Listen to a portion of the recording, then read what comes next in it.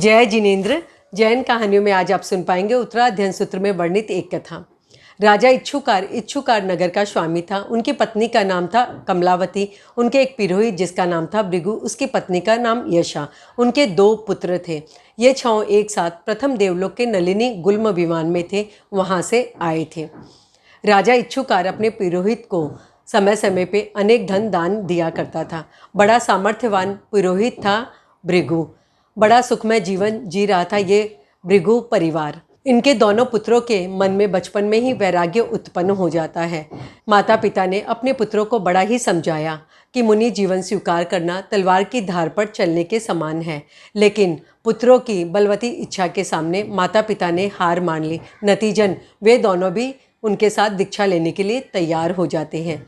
प्रचलित परंपरा के अनुसार जिस वंश में पीछे कोई नहीं होता, उस वंश की धन संपत्ति सामान सब राजकोष में मिला दिया जाता था। यही हो रहा था भृगु परिवार के साथ। बैलगाड़ियों में भरकर उनका सारा सामान राजकोष की ओर जा रहा था। यह देखा रानी कमलावती ने। उन्होंने अपने पति राजा इच्छुकार से कहा, राजन, ये कहाँ का न्याय है? दी हुई वस्तु क्या कोई ग्रहण करता है? बमित की हुई वस्तु क्या ग्रहण करने योग्य होती है? आपने भृगु दंपत्ति को जो दान दिया वो आप कैसे ले सकते हैं? भृगु दंपत्ति ने इस धन को दुख का, संसार भ्रमण का कारण माना है, अनर्थ का कारण माना है।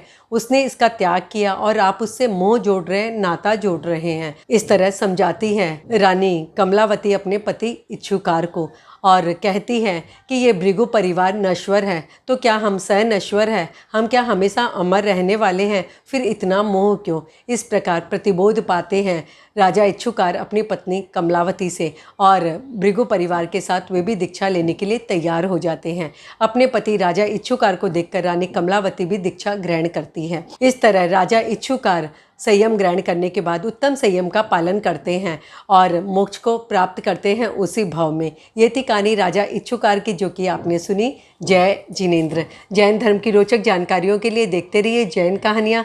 जिन आज्ञा विरुद्ध कुछ भी कहो तो मिच्छामि दुक्कडम।